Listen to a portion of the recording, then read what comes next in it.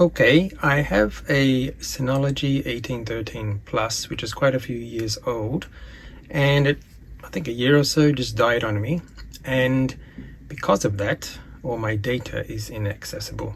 So NAS drives are great when the drive fails, but when the whole unit fails, that's a different issue. You either need to replace it, which is not cheap, it's quite expensive, or you try to fix it.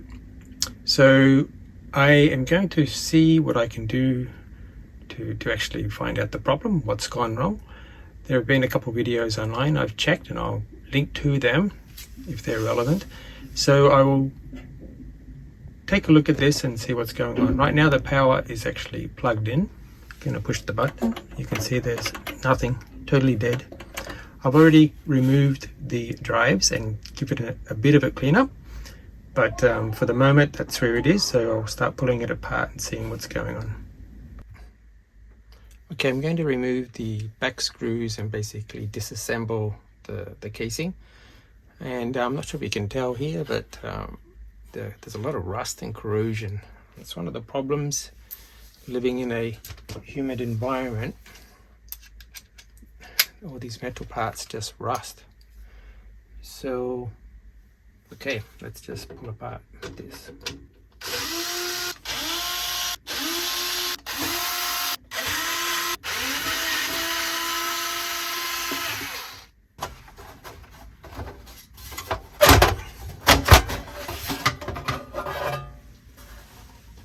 Okay.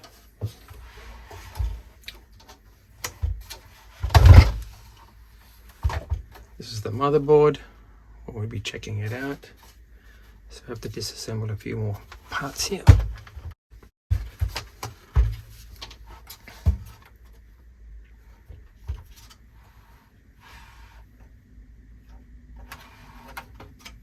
Actually, before I do any of that, I'm going to test the power supply unit to make sure that's actually functioning.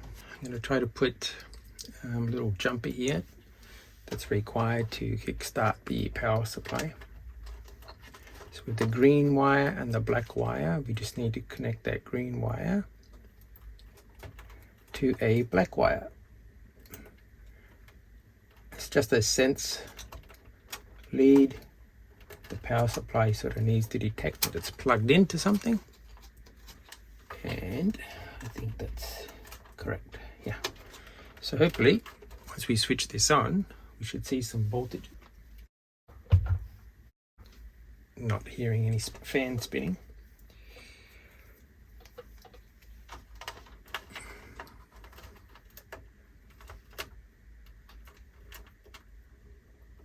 Okay, the black against some reds. Red wire, nothing there. That should be 5 volt. This one should be 3.3 volt. We're not getting anything there. You can see that on the meter. So it would seem that this power supply is not working, which is probably the case. My concern is why, what caused it to not work.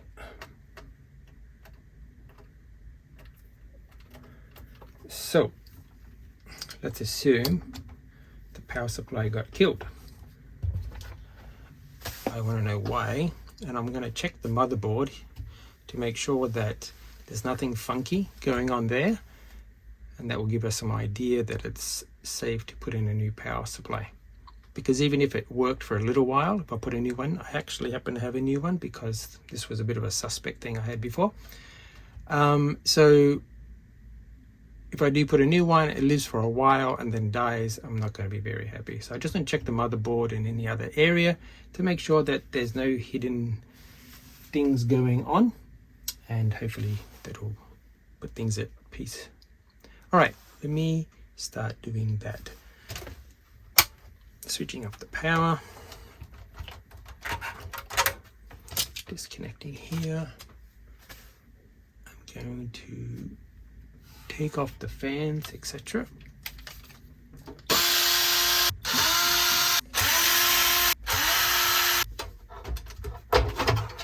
There we go. Whoa, look how filthy that is. Okay, I will get these things cleaned up as well.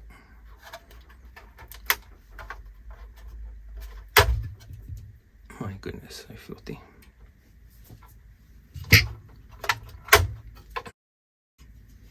But the thing with NAS drives, you leave them running non-stop, they tend to gather a bunch of dust. I'll pull apart the fans so I can clean these as well.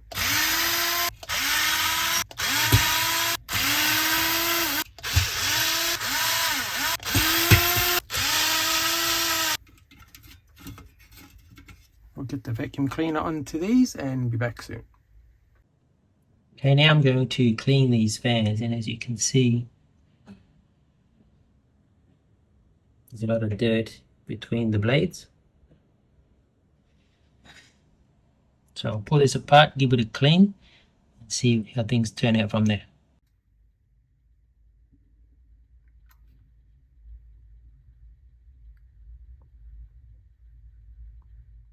What else can I take off here? I think I need to loosen these 3 screws so that this whole part can disconnect, so I can remove the motherboard.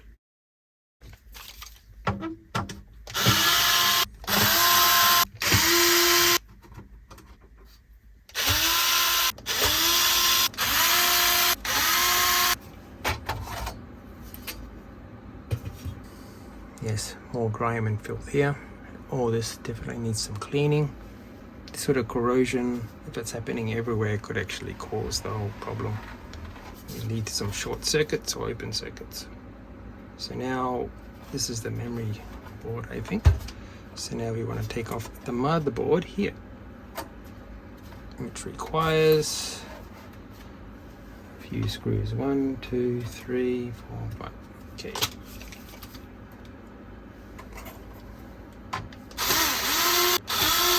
So I want to examine the motherboard for any obviously damaged component.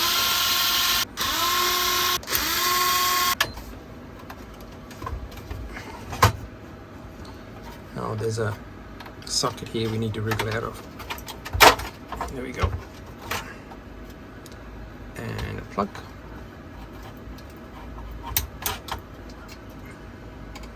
And another one.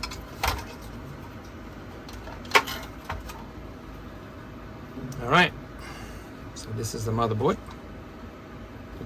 Give some checking on this in a minute. First I'm going to go away, clean up the chassis, and then come back.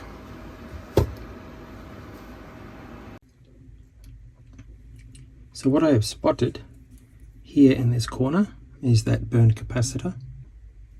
I will zoom in on that manually to show you what that looks like. But it's basically burned out, and so I'm going to replace that. I believe it's a 10 microfarad 16 volt capacitor. I just need to find one.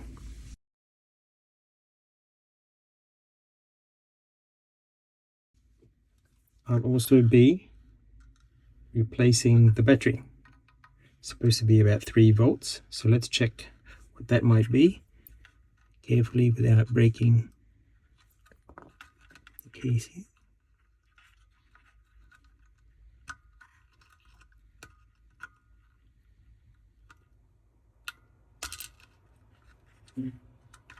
There's a piece of the case, it's quite brittle. Let's measure this.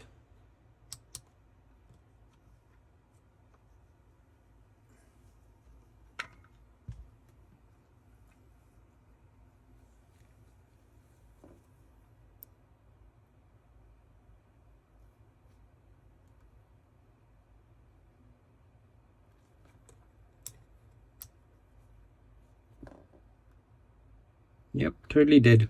0 volts. Okay, so I need to replace this. Not sure where to get one, but it's a CR1220. Let's remove the power supply and check that. Well, at least remove it, and then check the rest of the components on the board to make sure nothing's funky there. Okay.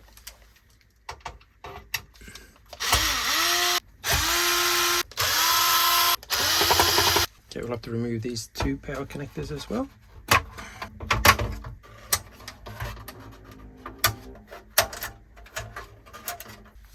Okay, that part's done.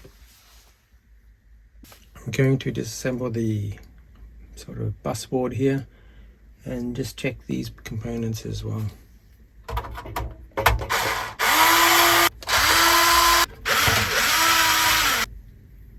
Everything's rusting, even these screws are rusting. You can see here there's quite a bit of rusting in there as well. So much rust. At least there doesn't seem to be any corrosion on the printed circuit boards, from what I can tell. For the moment, I just want to clean things, make sure everything's okay. You can see here it's a bit funky, but hopefully okay. I don't think I'll bother with the back plane here. Seems okay. I think I'm going to put this back on the board so I don't lose the pieces.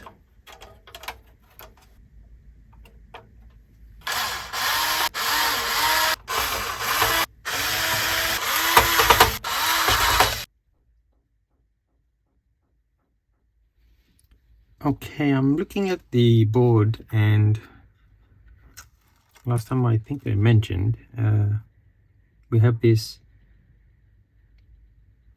capacitor here that basically burned out. It's right here, and this part and this part are the same. They're the BA2614. I believe from what I checked on some specs, they are FET transistors, and they have the same capacitors here. So I'm going to check the value of this one to confirm and find a replacement for this one. I did check, and there is no short circuit with this capacitor.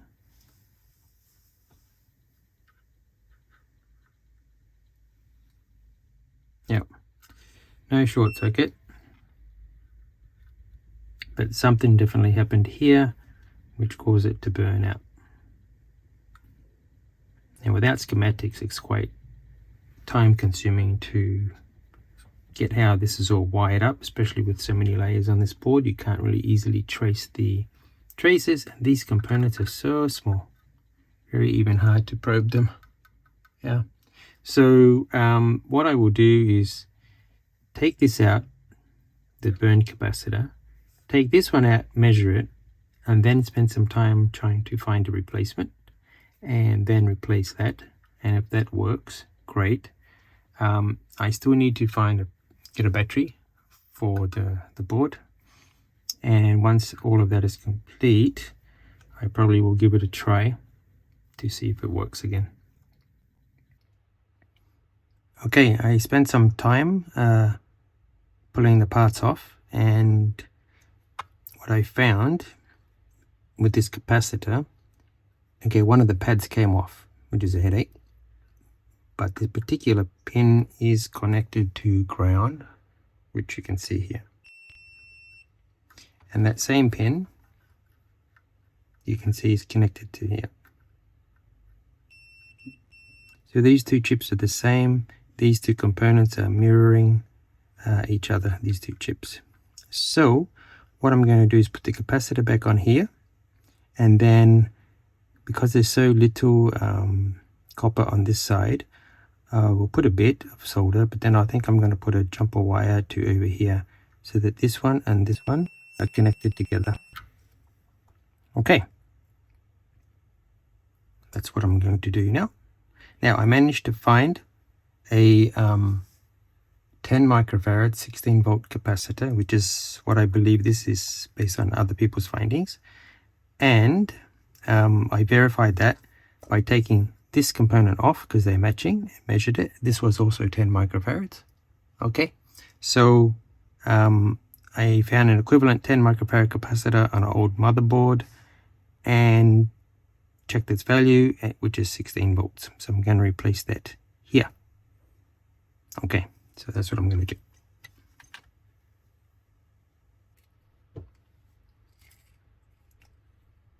So one of these is the 10 microfarad, and it's this one here.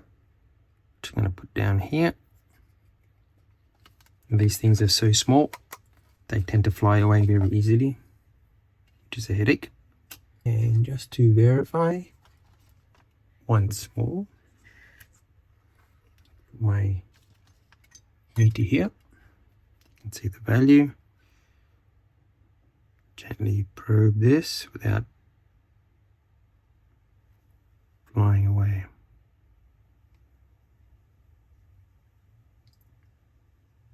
There you go, 9 microfarad there, which is about 10.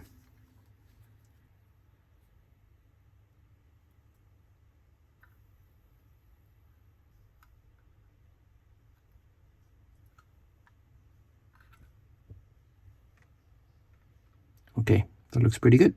I'll double check it under a microscope and then add a rework wire just to make sure there's a good connection on that ground, which is hardly anything left to connect to as it is.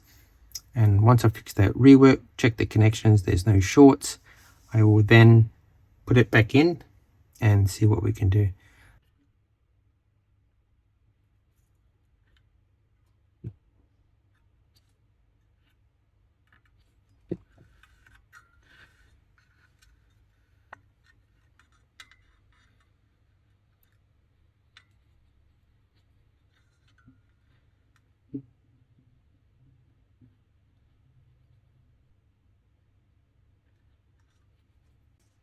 Okay, wires in place. Just gonna put some cleaning fluid here. Okay, that should do it for now. The next step will be to reassemble and see how she goes. So we are about done with the motherboard. I'm going to just put a new battery in here. Since it's been over 10 years, always good to do. This is the battery. So I'll just take it out of this, slot it in.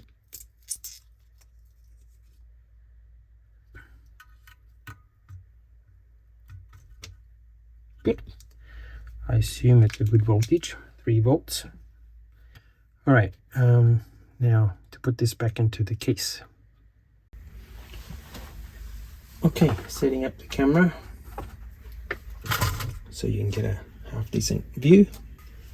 So we have this socket here, we want it to connect down here, and this one here.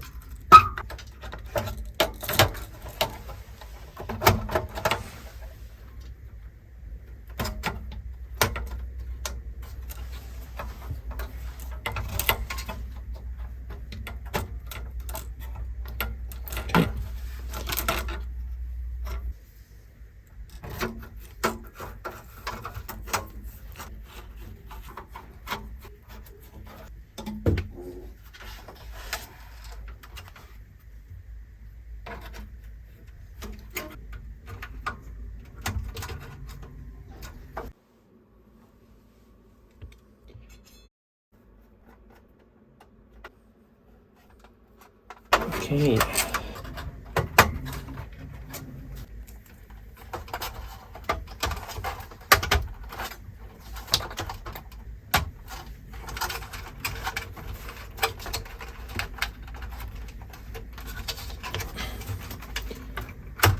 I will strap this down later.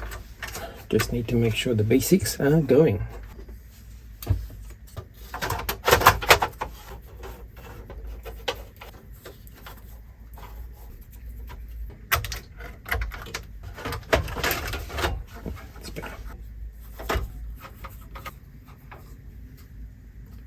Okay, I think everything's hooked up enough just to see if we have power. Now let's see if we can just give it a quick power up before connecting everything else. Hopefully we have some power. The lights blink the way they need to blink. Okay, give it a whirl.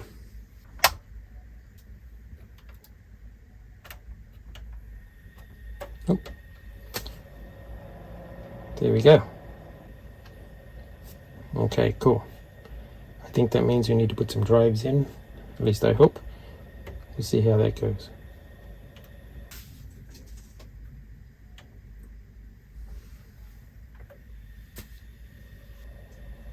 Okay, I've powered it on. This is blinking. I did test it outside on a network cable, so the green light for the LAN does come on. And after a while the status does blink, which I believe me that's okay. So we'll just wait for that. I did notice one of the fans is not working. So I will take a look at that as well. Maybe I've just misplugged it, or it's actually gone bad. There we go. So the status indicator has come on, which says it's gone through some sequence, and now it's flashing some status issues, right? Which is probably because there's no drives and such. Yeah, so the fan is not working. Let me see if I can get a shot of that. Yeah, you can see the one on the left is not spinning. You know, things like this cause the motherboards to overheat and things start failing. So it could be just this fan that initiated the problems here. So I'll double check. Maybe, like I said, I may have misplugged it, but if that's not the issue, I will need to replace the fan.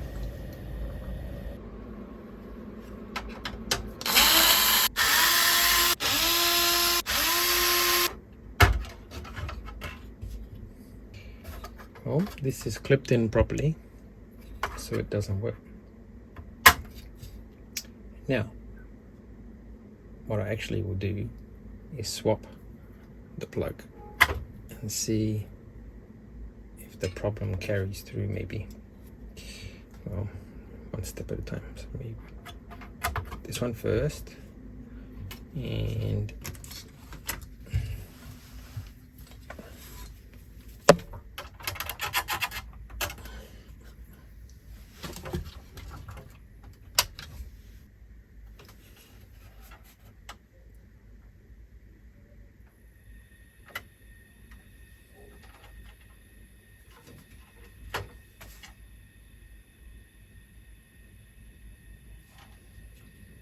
nope, not seeing the fan spin here.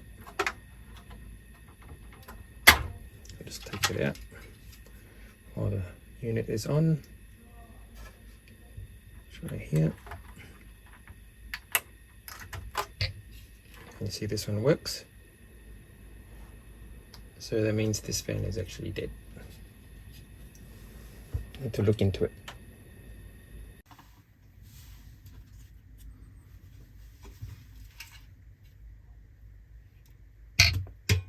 This one does not work.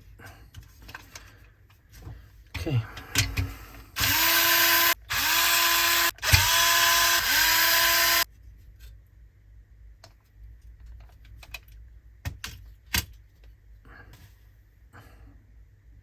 So I need to have a look at how to pull this apart or to test it and see if we just need to replace it.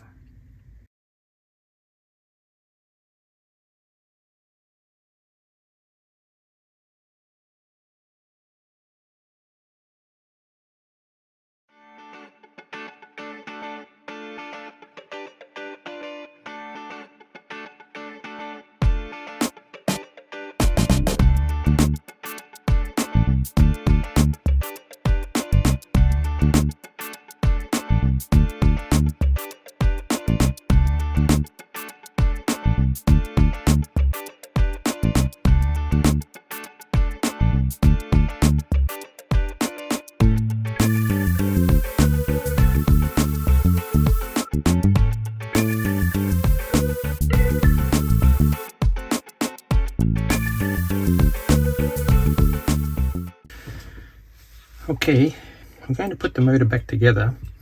What I found is that the red wire here, the clip, is actually broken. So there may not have been actual contact on the red wire once it was plugged in. So I'm going to put it back together, try and give it a test, and then replace this guy, this socket, and then I think hopefully all should be good. So let's give that a whirl.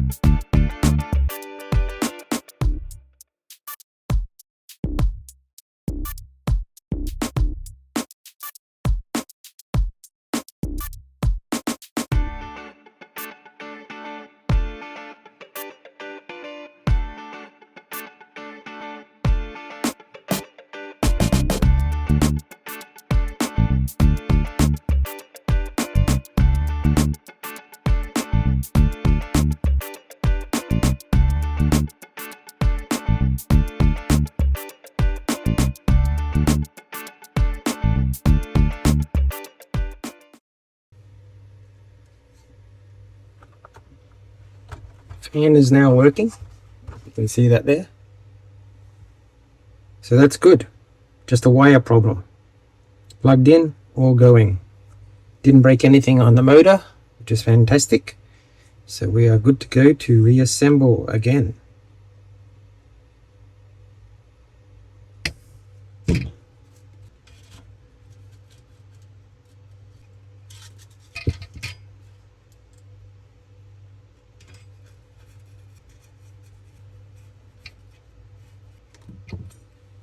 Alright, now it's time to reassemble. So let's start with the fan.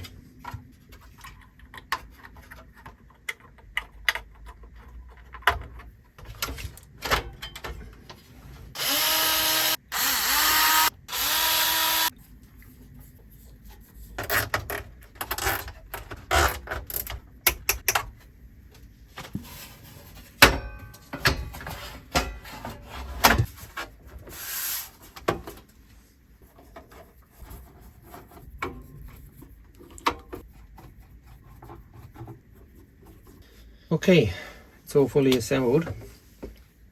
I'm going to put in the drives, power it up. Well, maybe I'll power it up first, put in the drives, and then see how that goes after that. If it's all working, great, we are done. And as I mentioned, I do have another Synology, which also died. I don't know the failure mode of that one, but I will check it too. So it'll be interesting to see what's happening. For me right now, I just want this one to work long enough so I can get the data off, because as you can see, NAS drives are only really reliable if you have two of them, so at least one backs up the other, because when the whole device fails, it can be catastrophic. Most people can't fix their own NAS drives, so it's a little bit of false security, yeah. So just be warned when you're buying a NAS drive. So yeah, let's see how this goes.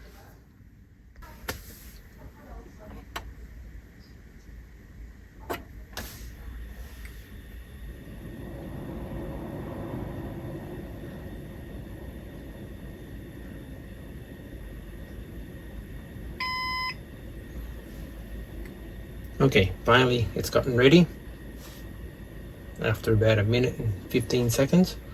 So I'll switch it off and now put the drives in and see if it all starts up as well. Okay, I've put in the drives. For whatever reason, these levers don't clip into place anymore. It's like a piano. Separate issue to fix, but the drives are in. Let's just see how we go.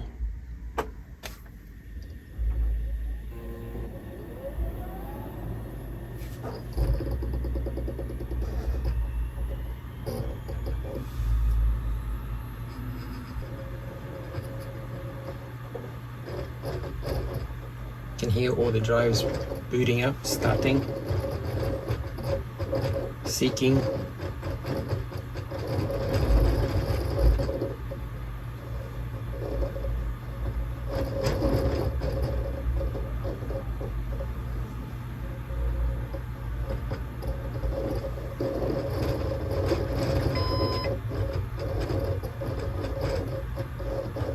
Sweet. We have a nice green status here now. Not blinking. Looks like she's good to go. Okay, my next step will be to put this on a network, connect it to the computer, just verify everything is there like I've last looked at it years ago. Actually, it's been over a year or so that this has died. I just have not had time to get around to it, and now finally have fixed it. So I'm quite excited to see that my data is still there and I can recover it.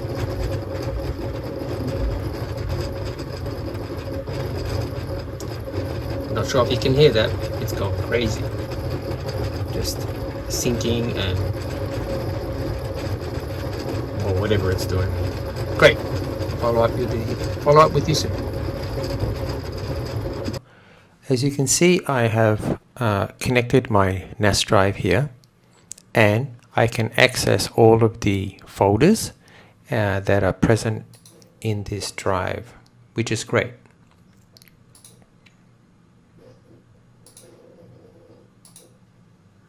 So this is a complete success in that I have now reconnected to my drive and are able to access the files and be able to copy them to other spaces, cloud services and things like that.